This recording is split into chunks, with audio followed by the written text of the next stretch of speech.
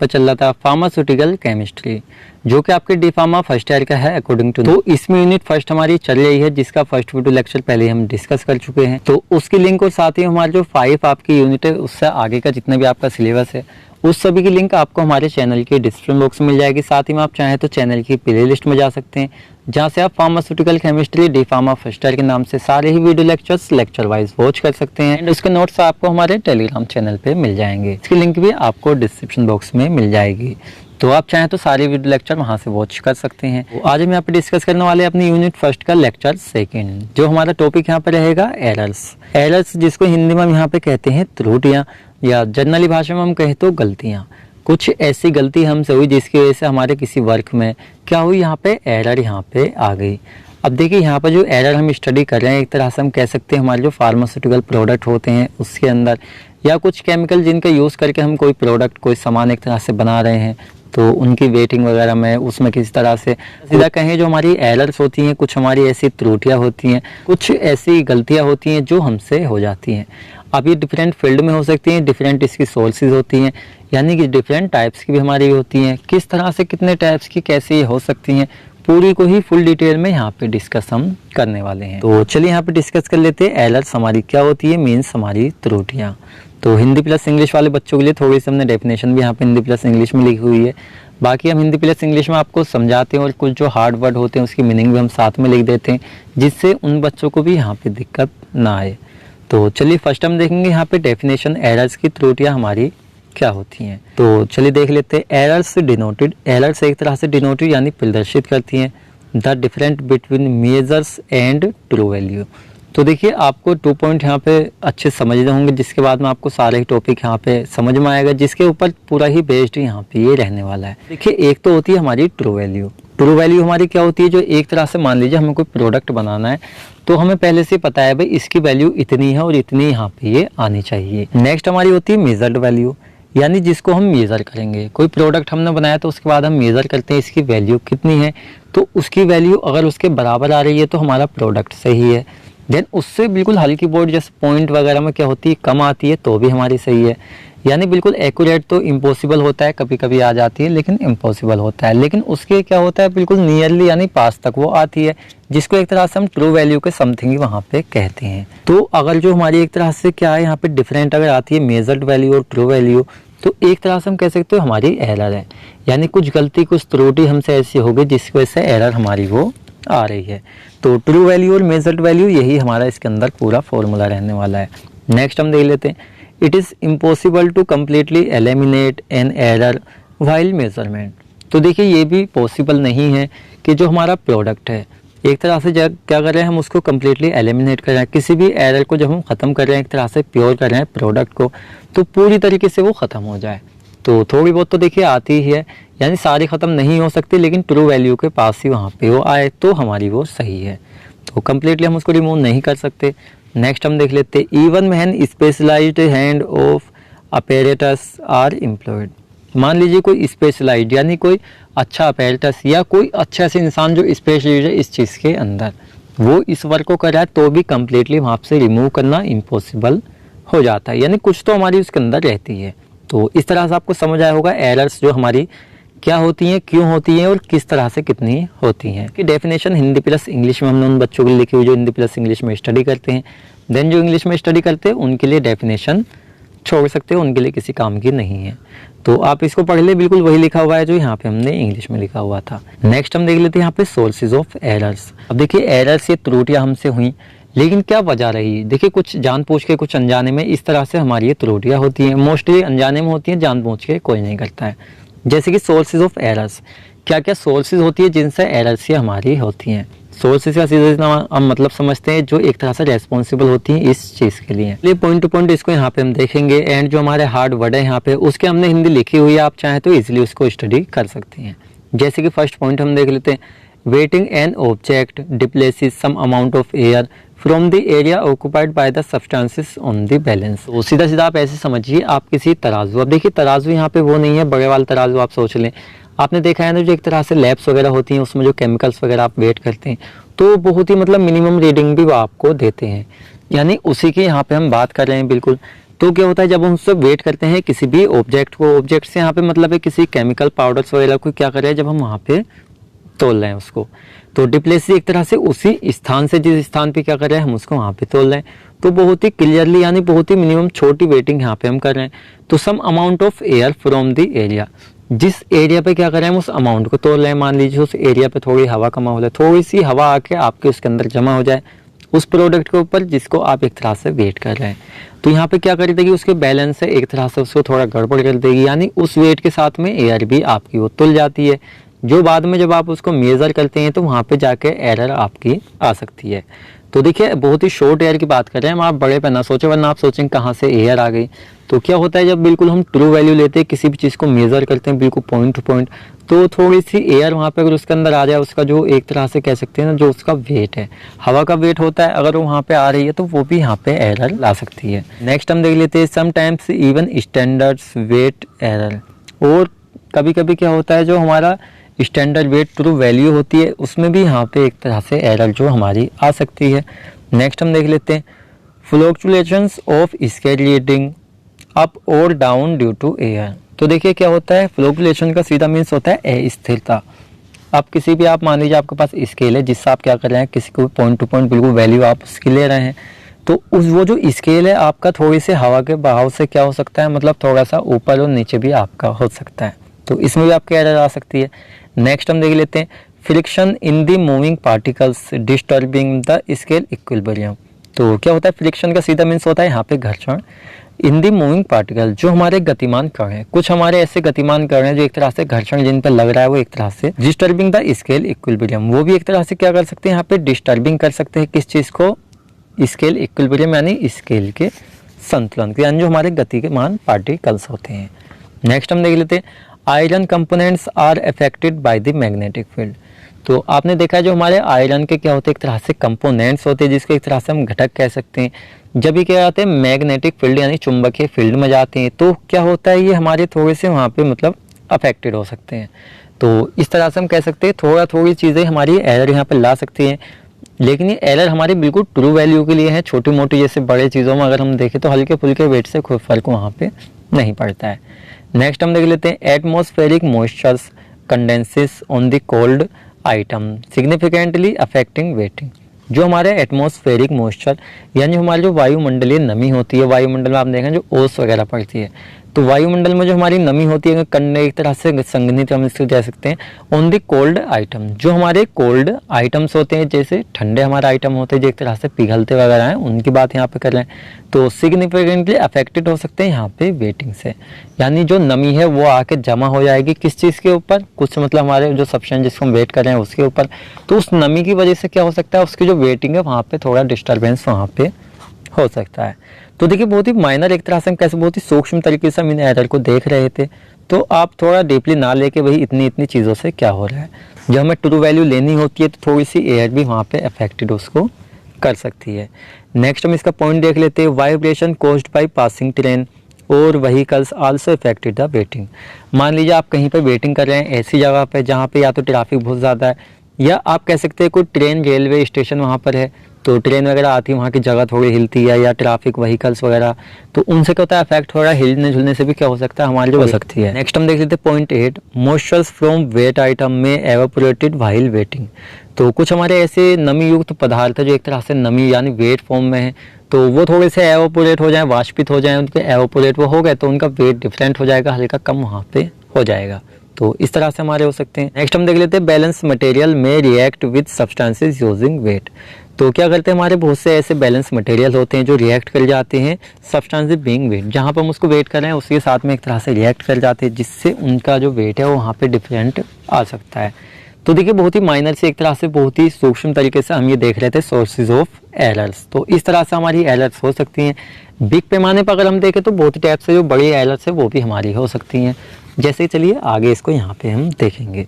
तो गाइस आपको टोटली यहाँ पे समझ आया होगा क्या हमारी क्या होती है एरर्स होती हैं और कौन कौन सी ऐसी सोर्सेज होती हैं जिसकी वजह से एरर्स हमारी हो सकती हैं। सीधा इसको 2 लाइन्स में हम कहें तो मान लीजिए जो हमारी जैसे हमने पीछे आपको बताया ट्रू वैल्यू, तो देखिए ट्रू वैल्यू को हम स्टैंडर्ड वैल्यू और साथ में एक्चुअल वैल्यू भी कहते हैं। मान लीजिए कोई हमने ऐसा एक्सपेरिमेंट किया था एक जो अच्छी कंडीशन में था जिसका रिजल्ट बिल्कुल हमारा एक्यूरेट आया, तो उसी को यहाँ पे स्टैंडर्ड वैल्यू या हम यहाँ पे ट्रू वैल्यू कहते हैं। और फिर उसी के अकॉर्डिंग जब उसी से रिलेटेड हम प्रोडक्ट बनाते हैं तो उसकी रीडिंग बिल्कुल उससे रिलेटेड हम चेक करते हैं। तो अगर बिल्कुल सिमिलर आ रही है तो हमारा अच्छा है, सिमिलर से थोड़ी कम आ रही है तो भी अच्छा है, थोड़ी सी कम आ रही है तो भी अच्छा है, थोड़ा सा ज़्यादा डिफरेंट वहाँ पे हो रहा है ट्रू वैल्यू में और साथ ही में मेजर्ड वैल्यू में, तो वहाँ पे एक तरह से कह सकते हैं प्रोडक्ट में एरर्स हमारी शो हो सकती है। तो उसी के चलिए टाइप यहाँ पे हम देख लेते हैं कितने टाइप्स की हमारी एरर्स होती है, टाइप्स ऑफ एरर्स। तो देखिए टॉपिक आपका इम्पोर्टेंट है तो आपको पूरा टॉपिक देखना है, यानी एरर्स, इम्प्योरिटीज और लिमिट टेस्ट। यूनिट फर्स्ट में हमारे कुछ ऐसे टॉपिक हैं जो मोस्टली देखा जाए तो हर बार आपसे पूछे जाते हैं, यानी चेंज कर करके पूछे जा सकते हैं और मोस्टली आपसे इसमें से 2 भी पूछे जा सकते हैं। तो इम्पोर्टेंट टॉपिक है, पूरा ही आपको देखना है। चलिए कितने टाइप्स की हमारी एरर्स होती हैं। फर्स्ट हमारी होती है डिटर्मिनेट एरर्स, यानी ऐसी एरर्स जिसको हम डिटर्मिनेट कर सकते हैं, यानी देखा जाए तो ये हमारी अपनी ही मिस्टेक से यहाँ पे ये होती है, जिसको यहाँ पे एक तरह से सिस्टमिक एरर्स भी हम यहाँ पे कह सकते हैं, सिस्टमेटिक एरर्स। नेक्स्ट हमारी होती है यहाँ पे इंटरमिनेट एरर्स, जो एक तरह से जिसका रीज़न हमें नहीं पता होता है। रैंडम एरर जिसको हम कहते हैं, रैंडम यानी अचानक से, यानी वर्क हम ही कर रहे थे, एरर हो भी गई, हमें पता भी नहीं चला, इस एरर के अंडर में आती है। लास्ट हमारी आएगी यहाँ पे ग्रोस एरर्स, यानी ये एरर जो होती है ग्रोस एरर्स, ये हमारी अलग ही पता चल जाता है। सकते हैं हमारी दोनों ये जो हमारी एरर्स हैं डिटर्मिनेट और इनडिटर्मिनेट, इन दोनों का कॉम्बिनेशन मिला के एक तरह दोनों की वैल्यू एक साथ करके जो ग्रोस एरर्स है वो हमारी यहाँ पे आती है। तो चलिए फर्स्ट हम देख लेते हैं डिटर्मिनेट एरर्स, जिसको हिंदी में यहाँ पे व्यक्तिगत एरर्स भी हम यानी त्रुटियां कहते हैं। देखिए ये एरर्स जो है इसको हम यहाँ पे सिस्टमेटिक एरर्स भी कहते हैं, क्योंकि ये जो है हमारी ही बाय मिस्टेक, हमारी ही गलती से यहाँ पे होती है। जैसे कि चलिए इसके अंदर पॉइंट टू पॉइंट हम देख लेते हैं।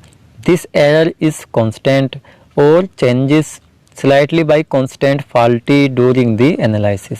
सीधा सीधा आप ऐसे समझिए आप किस चीज़ का वेट कर रहे हैं, या आप एग्जाम्पल ले लीजिए, कोई आपके पास स्केल है, आप क्या करें एक तरह से उसकी रीडिंग ले रहे हैं, तो रीडिंग लेने में आपसे गलती हो जाए, या तो आपका पैमाना गलत हो, कहीं से टूटा हुआ है, इस वजह से टाइम ने यानी ध्यान नहीं दिया, कुछ ऐसी गलतियां आपसे खुद ही हो सकती हैं उसको एनालिसिस विश्लेषण करने में, जिसमें आपकी एरर्स यहाँ। देन ये जो हमारी एरर्स है जिसके यहाँ पे हम स्टडी कर रहे हैं, देखिए हम यहाँ पे कर रहे हैं फार्मेसी के पर्पज से, यानी फार्मास्यूटिकल इंडस्ट्री या हम जो लैब वगैरह में कोई एक्सपेरिमेंट करते हैं उनके अंदर हमारी ये एरर्स आएंगी। अब ऐसी तो गलती हमारे जर्नल लाइफ के बहुत काम होते हैं जिनमें गलतियाँ त्रुटियाँ होती हैं, लेकिन यहाँ पे हम ओनली फार्मास्यूटिकल इंडस्ट्री यानी फार्मेसी के बेस से इसको स्टडी कर रहे हैं। जैसे एरर इन टाइट्रेशन, जैसे हम टाइट्रेशन की हमारी प्रोसेस आपने बहुत ही अच्छे से पढ़ा होगा, 11th-12th में बहुत ही अच्छे से पढ़ते आ रहे हैं आप। तो टाइट्रेशन एक ऐसी प्रोसेस होती है, इसमें अगर क्या करें हमारी कोई गलती हो जाए जिसकी वजह से क्या है एरर्स हमारी हो सकती है। नेक्स्ट हम इसके अंदर देख लेते हैं these errors can be prevented और मिनिमाइज्ड। अब देखिए यहाँ पे हमें एक बेनिफिशियल पॉइंट रहता है, जो हमारी डिटर्मिनेट एरर्स से एक तरह से डिटरमाइन करते टाइम, एनालिसिस करते टाइम हो रही हैं, तो इस प्रोसेस को हम सही करके इसको मिनिमम एक तरह से कम भी यहाँ पे कर सकते हैं, जो हमारी डिटर्मिनेट एरर्स होती है। नेक्स्ट हम इसमें देख लेते हैं identification and corrections of the systemic errors are possible. तो देखिए पहली बात तो ये कि ये एरर्स हमसे हुई है तो हम दोबारा इसका आइडेंटिफिकेशन अच्छे से करें, हमने कैसे किसको वर्क को किया है, तो हम इसको इजीली आइडेंटिफाई भी कर सकते हैं। साथ ही में करेक्शन जिसको हिंदी में हम कहते हैं सुधार, और इसमें सुधार भी हम यहाँ पे ला सकते हैं सिस्टमिक एरर्स में, ये हमारा पॉसिबल है क्योंकि हम ही से ये हुआ है, तो ये हमारा एक तरह से बेनिफिशियल होता है। अब देख लेते हैं सोर्सेज ऑफ सिस्टमेटिक एरर्स, ये जो हमारी एरर्स हुई हैं क्या क्या सोर्सेज रही जिसकी वजह से हमसे भी ये क्यों हुई। जैसे कि different analytical method are used for calculate the true value, जो हमारी ट्रू वैल्यू एक तरह से इसको हम स्टैंडर्ड वैल्यू कहते हैं, यानी एक ऐसी वैल्यू जिसको मतलब जिसके बराबर हम प्रोडक्ट की वैल्यू लानी थी, मेजर करनी थी, जो एक तरह से हम बना रहे थे। तो मान लीजिए हमने कोई डिफरेंट एनालिटिकल मेथड यूज़ कर लिया, जिसको हम एनालाइट एक तरह से कर लेते हैं एनालिसिस, हमने कोई ऐसा डिफरेंट मेथड यूज़ किया जिससे हमें क्या है जो ट्रू वैल्यू है उसको कैलकुलेट करने में एक तरह से हम ऐसा पर ले, यानी डिफरेंट हमने यूज़ कर ली जिसकी वजह से हमारी ट्रू वैल्यू वहाँ पे सही नहीं आई। तो ये एक फॉल्ट हो सकता है जिसको सही करके हम इसको सही कर सकते हैं। साथ ही में incorrect formula used for calculation, मान लीजिए हमें कैलकुलेशन करनी थी ट्रू वैल्यू के लिए, लेकिन हमने कोई ऐसा फॉर्मूला वहाँ पे यूज़ कर लिया जो एक तरह से गलत था, तो वहाँ पे एक तरह से एरर्स हमारी आ गई। तो इस फॉर्मूले को सही करके इस एरर को हम यहाँ पे सही कर सकते हैं। एरर प्रोड्यूस्ड ड्यूरिंग सैम्पलिंग, तो क्या होता है देखिए जब हम सैम्पलिंग करते हैं लैब्स वगैरह में, आपने सैम्पलिंग करी होगी, तो सैम्पलिंग करते टाइम मान लीजिए कोई ऐसी एरर है जो वहाँ पे आ गई, यानी ड्यूरिंग सैम्पलिंग, तो उसको आप सैम्पलिंग सही करके उस एरर को वहाँ पे दूर कर सकते हैं। नेक्स्ट हम देख लेते हैं an error caused due to weighing wrong amount of sample, मान लीजिए क्या करते हैं, चलिए आपको एक टैबलेट बनानी है, तो आपको पता है भाई आपको इतनी पाउडर ये लेना है, इतनी क्वांटिटी में आपको ये लेना है। आपने अमाउंट करते टाइम ही क्या कर दिया, उसकी रीडिंग गलत कर दी, यानी जितनी अमाउंट में आपको लेना था उसकी अमाउंट आपने उतनी नहीं ली, यानी रॉन्ग अमाउंट आपने ले ली। जब आपने रॉन्ग अमाउंट ले ली तो आपका जो एक तरह से ट्रू वैल्यू है उसके बराबर जब आप मेज़र करेंगे उसकी अपनी वैल्यू को, रीडिंग को, तो वहाँ पे प्रॉपर नहीं आएगी। तो एक तरह से इसको भी आप वेटिंग सही करके उसको सही कर सकते हैं। देखिए सोर्सेज तो हैं, लेकिन हम आपको इसको बता रहे हैं क्योंकि आप सही भी इसको कर सकते हैं, ये हमारा यहाँ पे पॉसिबल होता है। नेक्स्ट हम देख लेते हैं इनकरेक्ट कंसंट्रेशंस ऑफ टाइट्रेन। तो एक कंसंट्रेशन अगर इनकरेक्ट है, वहाँ पे सही नहीं है सांद्रता, तो उससे भी एरर हो सकती है। साथ ही में सेंसर नॉट एडजस्टेड प्रॉपरली, जो हमारा सेंसर होते हैं उसको हम प्रॉपरली एडजस्ट नहीं करेंगे, तो वहाँ से भी हो सकती है। और साथ ही में लास्ट हम देख लेते हैं fast titration perform for the electrode to response. मान लीजिए हमें किसी भी चीज़ का रेस्पॉन्स लेना है कि यहाँ पे हमारा प्रोडक्ट क्या बन के आ रहा है, क्या रेस्पॉन्स इसका फाइनल रहने वाला है। तो टाइट्रेशन की प्रोसेस एक तरह से हम कह सकते हैं फास्ट, जो परफॉर्म करते हैं टाइट्रेशन घोलते हैं किस चीज़ को, या वैसे हम टाइट्रेशन करते हैं, तो प्रोसेस हमने तेज़ कर दी अपना रिजल्ट रेस्पॉन्स लेने के लिए, तो वहाँ पर भी वो एरर हमारी हो सकती है। यानी जितने टाइम में उसको टाइट्रेट करना है, टाइट्रेशन करना है, उतने ही टाइम में हमें उसे प्रॉपरली करना है, जिससे जो उसकी मेजर्ड वैल्यू हमारी ट्रू वैल्यू की बराबर या उसके आसपास ही वहाँ पे आए। चलिए नेक्स्ट यहाँ पे हम देख लेते हैं इंटरमिनेट एरर्स। अब देखिए जिसको हम कहते हैं यहाँ पे अनिश्चित, यानी ये निश्चित नहीं होती लेकिन अचानक से रैंडमली हो गई। मसला क्या है कि सीधा सीधा हम कह सकते हैं कि डायरेक्टली कुछ ऐसा हो जाना जिसको हम चाह नहीं रहे थे, रैंडमली अचानक से हो गया, लेकिन उसका हमें पता भी नहीं चला, बाद में उसका रिजल्ट सही वहाँ पे निकल के नहीं आया। तो ये हमारी होती है यहाँ पे random errors, also known as random error, जिसको यहाँ पे हम कहते हैं इंटरमिनेट एरर्स को। इसके अंदर नेक्स्ट पॉइंट हम देख लेते हैं, this error is unpredictably and difficult to identify. देखिए इंटरमिनेट एरर जो है अचानक से हुई है।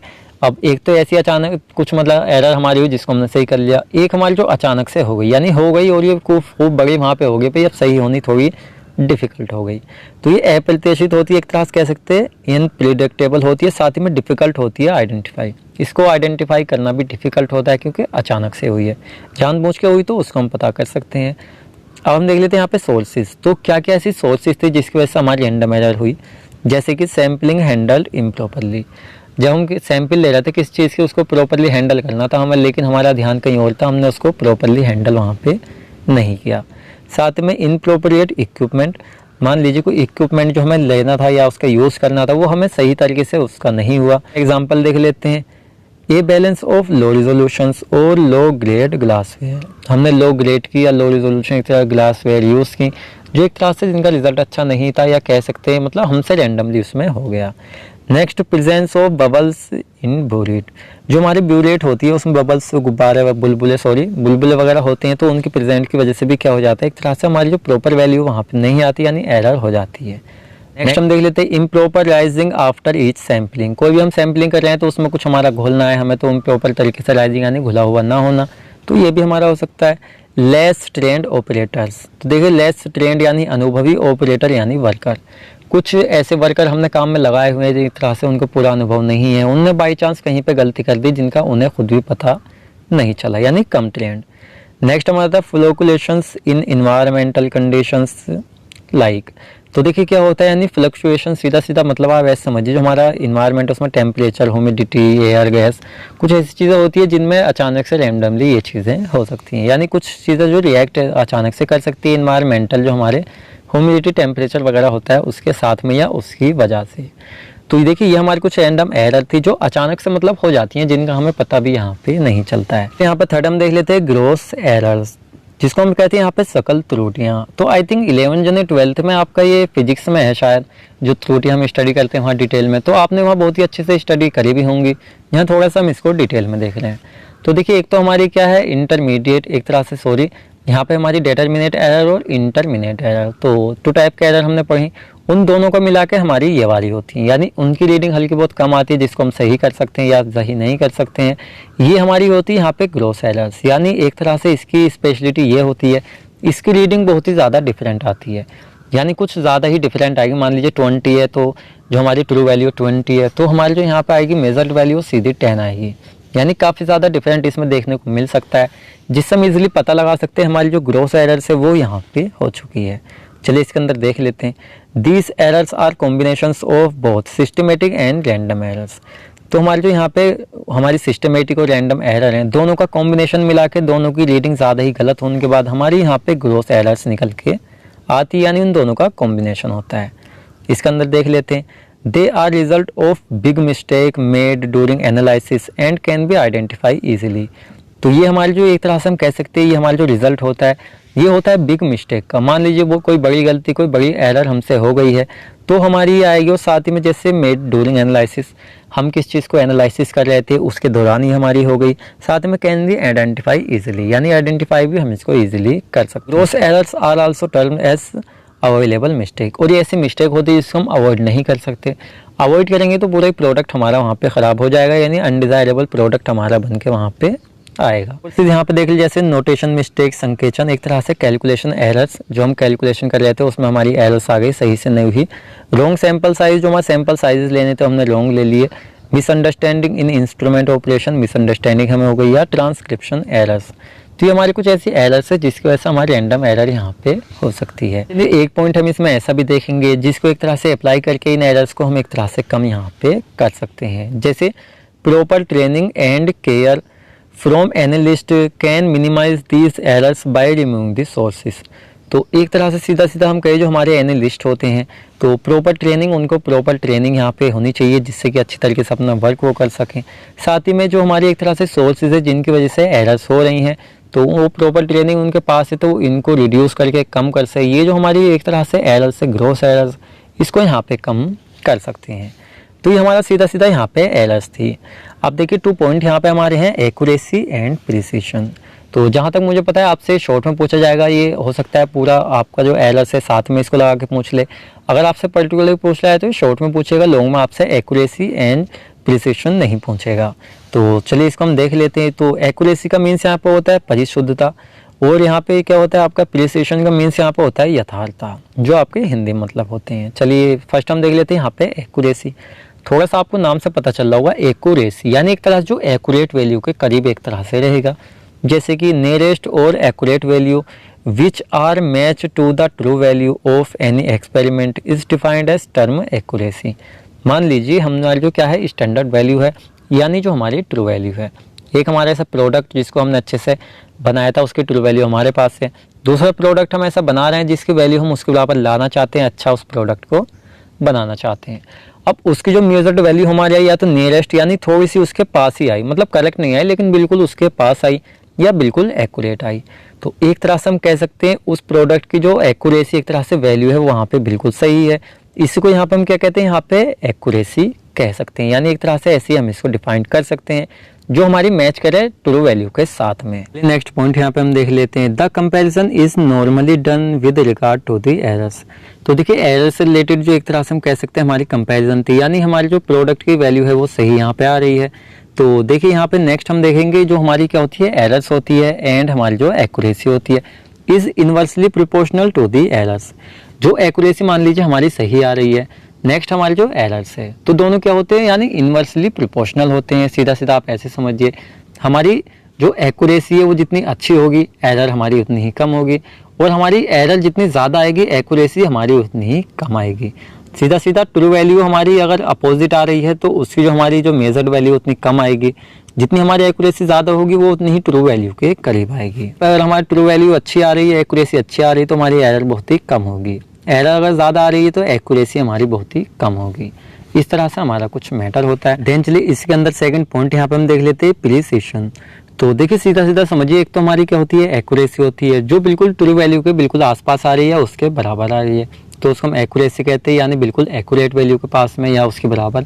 नेक्स्ट हमारे होते हैं प्रिसीशन, यानी क्या होते हैं, देखिए एक्यूरेट वैल्यू तो नहीं होती है लेकिन इसको जितनी बार क्या करेंगे एक तरह से रीडिंग हम लेंगे तो यानी क्लोजेस आएगी, लेकिन वो हर बार डिफरेंट आएगी।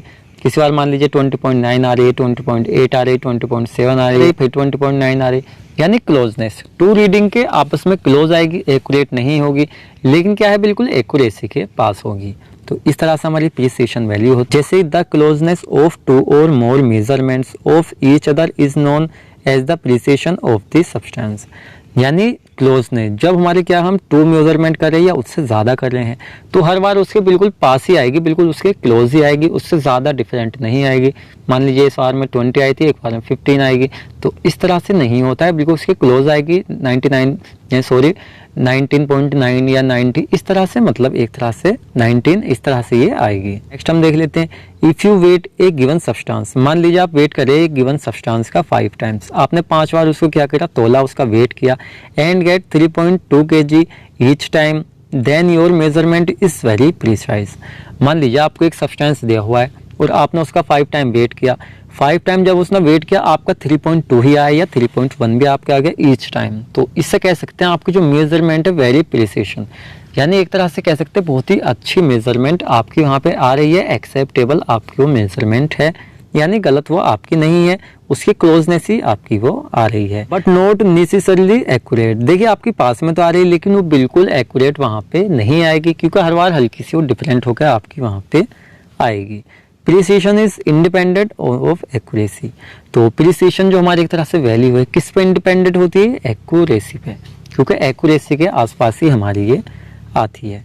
अब हमारी जो प्रिसिशन होती है कितने टाइप्स की होती है, 2 टाइप्स की होती है, एक तो होती है रिपीटेबिलिटी, यानी रिपीट करने वाली, हमारे यहाँ पे होती है रिप्रोडक्टिबिलिटी, यानी क्या है, बिल्कुल उसके साथ में हमारी ये आती है, यानी आस पास बार बार ही हमारी क्लोजनेस आपस में आएगी, तो हमारी प्रिसिशन हो जाता है। नेक्स्ट हम देखेंगे सिग्निफिकेंट फिगर्स, तो देखिए आपने 11th-12th में शायद इसको बहुत ही अच्छे से पढ़ा होगा, आप फिलहाल अभी पढ़ के आ रहे हैं तो आपके माइंड में भी होगा, वहाँ पर आपने एक टॉपिक पढ़ा होगा सार्थक अंक, तो सार्थक अंक आप बहुत ही अच्छी तरीके से यहाँ पे जानते होंगे, क्योंकि अगर आप इनको अच्छे से जानते हैं तो इजीली आप इनको यहाँ पे समझ पाएंगे। तो हिंदी में हम इसको सार्थक अंक कहते हैं, इंग्लिश में हम इसको सिग्निफिकेंट फिगर्स कहते हैं। चलिए थोड़ा सा हम इसके बारे में जान लेते हैं, बस थोड़ा सा हम जानेंगे, डायरेक्टली आपसे शॉर्ट में पूछ सकता है, वरना पूरे ही टॉपिक आपसे एक साथ ये पूछता है। इन दिस एनालिसिस, यानी इस एनालिसिस के अंदर जो एक तरह से क्या कर रहे हैं हम यहाँ पे, एक्यूरेसी यानी मेजरमेंट की प्रोसेस हम यहाँ पे चल रही है, यानी एरर को पता करने वाली। In this analysis significant figures play a very important role in accuracy and precision, जो सीधा सीधा हम कह सकते हैं हम जो एक तरह से मेजर कर रहे हैं वैल्यू को, तो उसके अंदर जो हमारे क्या होते हैं सिग्निफिकेंट फिगर्स यानी सार्थक अंक होते हैं, ये प्ले करते हैं एक very important role in accuracy, जो हमारी एक्यूरेसी वैल्यू है उसमें, और साथ में प्रिसिशन वैल्यू जो होती है उसके अंदर, दोनों ही प्रोसेस में एक इंपॉर्टेंट रोल अपना यहाँ पे अदा करते हैं।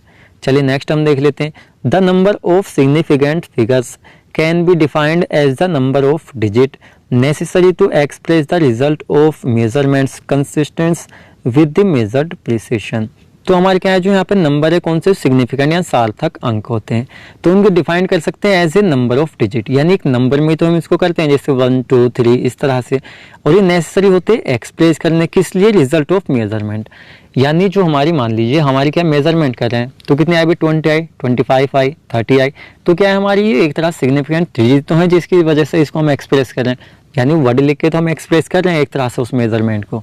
तो प्रिसिशन एक तरह से कह सकते हैं या एक्यूरेसी के लिए हमारी मेजरमेंट के लिए क्या होते हैं, मतलब इंपॉर्टेंट यहाँ पे देख सकते हैं एक तरह से मेजर्ड करने के लिए। जैसे कि चलिए यहाँ पे चलिए एग्जांपल हम देख लेते हैं, यानी 25.05 एंड 1350 यानी 1350 या हमारा 25.05, जीरो शो कर रहा है सिग्निफिकेंट नंबर, यानी हमारे जो यहाँ पे जीरो है क्या शो कर रहा है, सिग्निफिकेंट नंबर, क्योंकि उसके पास में है और उसके बीच बिटवीन या उसके बाद में है, तो it contain the 4 significant number, यानी एक तरह से आप ऐसे समझिए, जैसे मैंने कहा आप सार्थक अंक पीछे पढ़ के आए तो बहुत ही अच्छा है, यानी मान लीजिए एक हमारा जीरो है, जीरो यहाँ से उसके बाद हमारा 1 या 2 आ गया, तो हमारे जो सिग्निफिकेंट यानी सार्थक अंक है वो हमारे ओनली 2 है, स्टार्टिंग वाले जीरो उसमें हम नहीं गिनते हैं। अब मान लीजिए जैसे हमारा यहाँ पे 1350 है, तो हमारे जो जीरो है ये इसके साथ में लग कर आया, तो यहाँ पे हमारे सिग्निफिकेंट फिगर जो होंगे हमारे सारे होंगे, यानी चारों के चारों हमारे सार्थक अंक यहाँ पे होंगे। या जैसे हमने यहाँ पे 25 पॉइंट बताया, मान लीजिए क्या है हमारा यहाँ पे 1305 है 1305, तो ये बीच वाला जीरो भी जो यहाँ पे हम सिग्निफिकेंट फिगर्स यानी सार्थक अंक में ही यहाँ पे गिनते हैं। सीधा सीधा समझिए, अगर जीरो आपके किसी अंक से पहले आ रहा है तो सार्थक अंक नहीं होगा, अगर मान लिया आपके 1 2 डिजिट जो है उसके बीच में आ रहा है तो आपका सार्थक अंक होगा। उसके इस तरह के हमारे कुछ रूल्स इसके यहाँ पे होते हैं, जैसे कि हम यहाँ पे देख लेते हैं, जैसे 00034, zero only denote the decimal points, zero यहाँ पे क्या कर रहा है, ओनली शो कर रहा है डेसिमल पॉइंट, देन इसमें सार्थक अंक हमारे 2 ही होंगे, 3 और 4 जो हैं हमारे ये ओनली, ठीक है ना। तो एग्जाम्पल जैसे इसके अंदर भी हम देख लेते हैं, if any burette we measured, कोई भी हम बुलेट मेजर्ड कर रहे हैं द एक्सट्रैक्ट 7 ml और 7.3 ml because burette are graduate and smallest graduation per ml are divided. सीधा सीधा हम कह सकते हैं हमारे जो क्या है यहाँ पे बुलेट है ये एक तरह से क्या ग्रेजुएट है इन smallest graduation per ml are divided में। तो इसी तरह सीधा सीधा हम कह सकते हैं यहाँ पे जो हमारा 0.1 ml यहाँ टीम इक्वल पार्ट से वो यहाँ पे आएगा, but some are measured in the form of significant figures. लेकिन यहाँ क्या पे सम आर मेजर, लेकिन यहाँ पे जो हमारे मेजर किए जाएंगे सम वो एक तरह से सिग्निफिकेंट फिगर्स के रूप में यहाँ पे मेजर्स किए जाएंगे। जैसे कि यहाँ पे हमारा क्या है जो ml है हमारा 7 ml है 7.3 ml है, तो क्या है हमारा एक तरह सिग्निफिकेंट फिगर्स की उसमें हमारा आएगा। जैसे कि इसमें हम चलिए नेक्स्ट पॉइंट या लास्ट पॉइंट देख लेते हैं। यहाँ पे जो हमारा है 7.54, तो ये जो हमारा है इसमें हम कह सकते हैं यहाँ पे कंटेन कर रहे हैं हम 3 सिग्निफिकेंट फिगर्स, यानी जो सार्थक अंक है हमारे यहाँ पे तीनों हैं, 7 भी है, 3 भी है और 4 भी है। अब इसमें से 2 जो है हमारे सर्टेन है, जो एक तरह से कह सकते हैं पॉइंट के बाद आ रहे हैं। एक यहाँ पे हमारा अनसर्टेनिटी, यानी जो हमारा पॉइंट बीच में आ रहा है उसको जो हमारा 7 है। तो सीधा सीधा देखिए आपको समझ में आया होगा, बस आपका जो टॉपिक है यहाँ पे कंप्लीट हो जाता है। तो मिलते हैं जल्दी ही आपसे नेक्स्ट वीडियो लेक्चर में।